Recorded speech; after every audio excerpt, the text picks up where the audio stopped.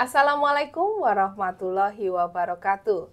Hai kawan pajak sekalian, kami berharap kawan pajak dalam keadaan sehat. Kita berjumpa lagi di Podcast Impact, informasi pajak aktual podcast KPP Wajib Pajak Besar 4. Pada edisi kali ini saya ditemani oleh Bang Zul. Oke, ini udah jargonnya Bang Zul banget ya. Jadi kawan pajak kalau buka langsung ada Bang Zul, pasti tidak jauh-jauh hubungannya dengan aplikasi nih pasti Bang Zul ya. Nah, benar sekali Mbak Mei. Iya, di penghujung tahun 2024 ini kita sangat antusias ya menyambut tahun 2024 yang penuh pengharapan. Dan juga pastinya kawan pajak menanti-nanti hal yang baru dari Direktorat Jenderal Pajak nih Bang Zul. Pasti, benar sekali Mbak Mei. Yaitu aplikasi Kortex. Aplikasi Cortex. Iya, yang akan diimplementasikan nanti di tahun 2024. 2025. Dan dasar hukum Kortex ini juga sudah dirilis. Kawan pajak sekalian pasti sudah membaca yang ada 600-an halaman tuh Bang Zul. PMK berapa ya? PMK 81 tahun 2024. Dengan adanya Kortex ini mengintegrasikan proses bisnis inti dari administrasi perpajakan Bang Zul. Ya. Nantinya dari pendaftaran, kemudian pelaporan SPT, pembayaran pajak, bahkan hingga pemeriksaan dan penagihan itu ada di dalam satu dashboard atau di dalam satu aplikasi nantinya. Nah, pada kesempatan ini kita akan sama-sama belajar terkait dengan simulator Kortex ya Bang Zul. Oke, berarti kali ini kita belajar tentang simulatornya ya? Iya, simulatornya dulu biar pemanasan. Biar pemanasan. Nanti ketika di Januari 2025 itu runningnya sudah smooth ya Bang Zul ya. Oke, nah simulator Kortex ini kawan pajak sudah bisa mengaksesnya di DJP online masing-masing dan menu-menu dalam aplikasi Kortex yang bersifat interaktif yang dapat diakses dimanapun dan kapanpun. Jadi dengan semboyannya juga bahwa kita borderless nanti. Borderless. Ya, borderless nantinya. Oke, langsung aja ya Bang Zul. Kawan pajak tidak perlu khawatir terhadap keamanan dan kerahasiaan data pribadi dalam simulator Kortex ini pastinya ya Bang Zul ya. Ya, benar sekali. Nah, karena data yang digunakan dalam simulator Kortex adalah data khusus untuk keperluan edukasi dan bukan data wajib pajak yang sebenarnya. Langsung saja Bang Zul, bagaimana cara kawan pajak yang ingin menggunakan atau mencoba simulator ini Bang Zul? Baik, kawan pajak dan Mbak Yuliana. Jadi simulator Cortex ini itu telah disediakan di DJP oleh DJP melalui akun DJP online masing-masing wajib pajak. Nah, tentunya dengan adanya simulator ini wajib pajak akan dikenalkan pada fitur-fitur Cortex. Ya. Sehingga nanti ketika sudah diterapkan wajib pajak tidak kaget ya terhadap perubahan tampilan maupun fitur-fitur yang berubah. Nah, untuk mencoba simulator ini ya kawan pajak dan Mbak Yuliana, wajib pajak perlu mendaftarkan terlebih dahulu untuk memperoleh username dan password yang akan dikirim melalui email yang terdaftar di DJP ya, melalui email yang terdaftar di DJP online. Oke. Nah, email yang dicantumkan itu ada di profil wajib pajak. Kita langsung saja nih kawan pajak mungkin bisa menjadi acuan dari kawan pajak step-stepnya kalau mau mendaftar simulator untuk wajib pajak orang pribadi. Oke, baik.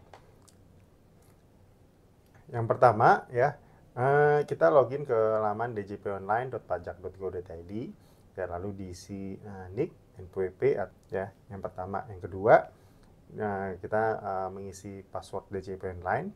Yang ketiga kita mengisi captcha atau kode keamanan. Lalu keempat kita klik login. Masih seperti biasa ya. Masih seperti biasa. Ya, lalu di tampilan berandanya ya, nanti ada di sebelah kanan ini lambang daftar simulator Cortex. Ya, kita klik daftar simulator Cortex. Nah, setelah itu kita mengisi email yang akan digunakan untuk pengiriman username dan password. Lalu selanjutnya mengisi kode keamanan. Lalu klik simpan.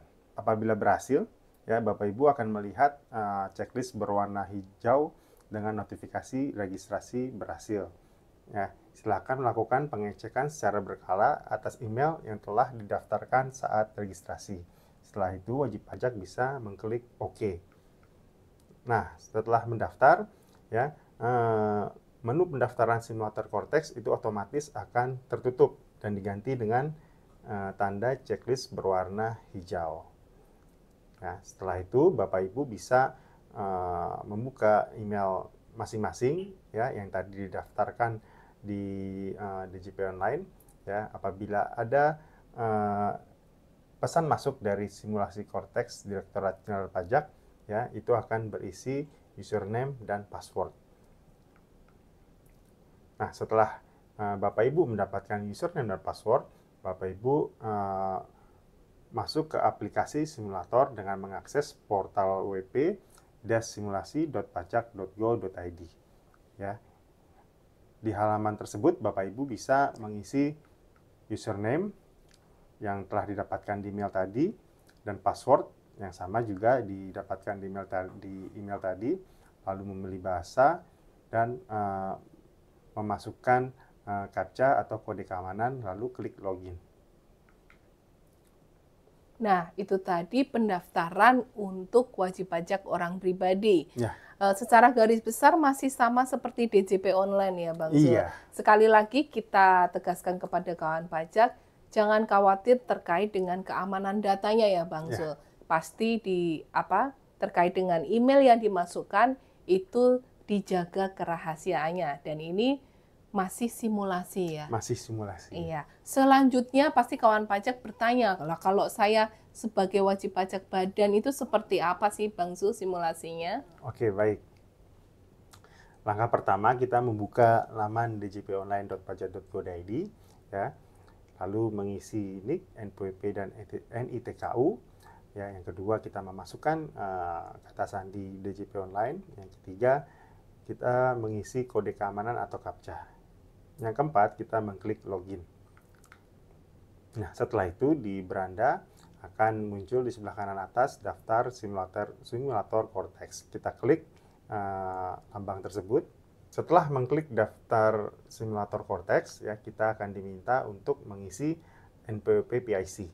Ya, Bapak Ibu bisa mengisi NPWP PIC, yaitu NPWP dari direktur ya, atau pengurus di perusahaan. Ya, lalu Bapak Ibu bisa mengklik cek, nanti akan keluar nama PIC dari wajib pajak tersebut. Ya, setelah itu rekan pajak dapat mengisi email PIC. Nah, selanjutnya dapat mengisi email badan atau instansi pemerintah.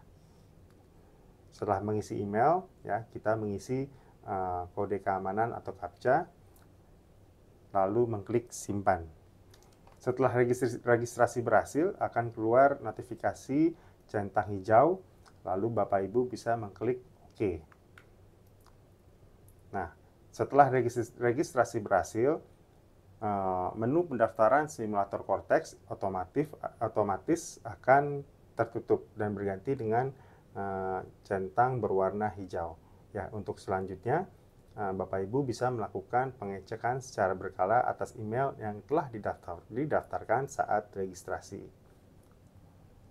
Bapak Ibu bisa membuka email yang telah didaftarkan dan pada di menu inbox akan terdapat email, username, dan password yang dikirimkan melalui simulasi Cortex Direktorat Jenderal Pajak. Bapak Ibu dapat menggunakan username dan password tersebut pada portal wp-simulasi.pajak.go.id. Nah, masuk ke aplikasi simulator dengan mengakses portal wp-simulasi.pajak.go.id. Tadi Bang Zul sudah menunjukkan bagaimana cara masuk ke simulator ya, dari WP orang pribadi maupun WP badan. Kemudian kawan pajak kita surfing lagi nih, apa isian dalaman dari simulator ini? Apa saja yang bisa kita coba untuk habituasi terkait dengan Cortex ini, Bang Zul? Baik. Pertama, login dari halaman utama sebagai wajib pajak orang pribadi, ya bertindak sebagai kawan pajak sendiri. Bahasa yang digunakan belum sepenuhnya Indonesia. Namun Cortex diimplementasikan akan sudah berbahasa Indonesia dan akan ada informasi login. Oke, jadi nanti akan ada panduannya ya Bang Zul terkait dengan lebih komplitnya dan lebih detailnya memasuki Kortek dan implementasi terkait dengan kewajiban perpajakannya ya. Benar sekali. Oke, menu Kortek itu yang utama apa saja dalam simulator ini? Kita belajar simulator dulu ya. Baik, menu utama dalam Cortex ya, itu di sebelah kiri kita mulai, itu ada My Portal, ya, menu yang berkaitan dengan profil wajib pajak serta perubahan data. Lalu di sebelahnya ada e-tax invoice, itu berupa menu pembuatan faktur pajak PPN bagi pengusaha kena pajak. Ya. Lalu selanjutnya ada iBupot, merupakan menu pembuatan bukti potong bagi pemotong atau pemungut PPh. Ya. Untuk selanjutnya ada tax return, merupakan menu pelaporan SPT. Lalu selanjutnya ada payments, ini menu yang berkaitan dengan pembayaran pajak. Untuk selanjutnya ada My General Ledger, ini memuat rincian transaksi wajib pajak. Selanjutnya ada Taxpayer Services, ini menu untuk pengajuan permohonan, permintaan informasi, maupun terkait kegiatan edukasi perpajakan. Untuk selanjutnya ada Access Management, ini informasi terkait akses wajib pajak termasuk kuasa wajib pajak. Untuk menu selanjutnya ada FAQ, ini pertanyaan-pertanyaan yang sering dikemukakan oleh wajib pajak.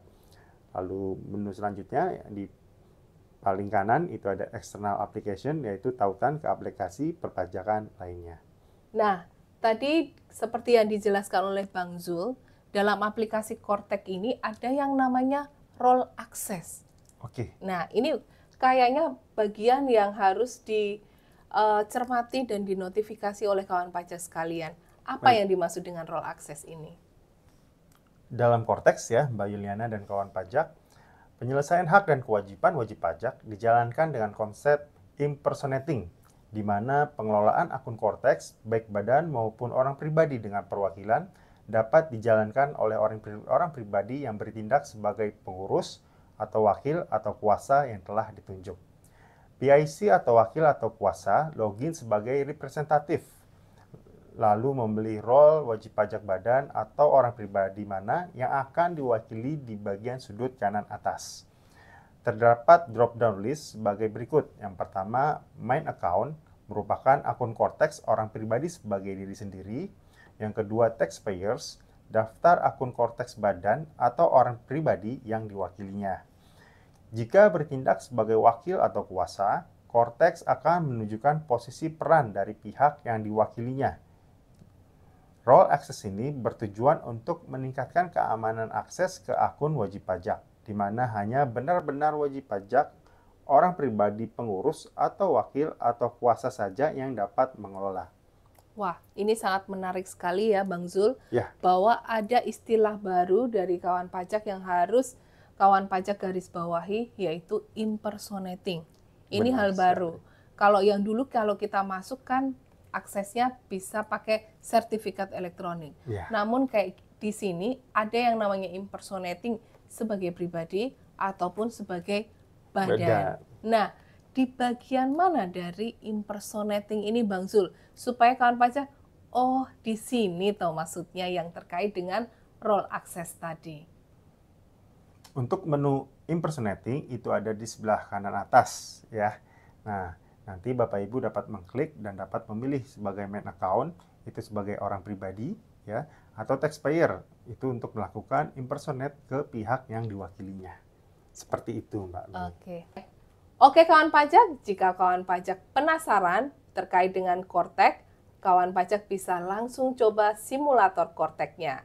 Nah, sehingga besok ketika diimplementasikan, kawan pajak sudah terbiasa dengan menu-menu yang ada. Terima kasih kepada kawan pajak telah menyaksikan channel podcast Impact Informasi Pajak Aktual Podcast KPP Wajib Pajak Besar 4. Semoga sharing informasi kali ini dapat menambah wawasan bagi kita semua. Jangan lupa untuk like, share, dan komen untuk kawan pajak terkait dengan pertanyaan simulator Kortek ini. Kami dari tim penyuluh KPP Wajib Pajak Besar 4, saya Yuliana Wisudawati dan saya Bang Zul. Kami pamit undur diri, sampai jumpa di podcast episode selanjutnya. Salam sehat selalu, pajak kuat, APBN sehat.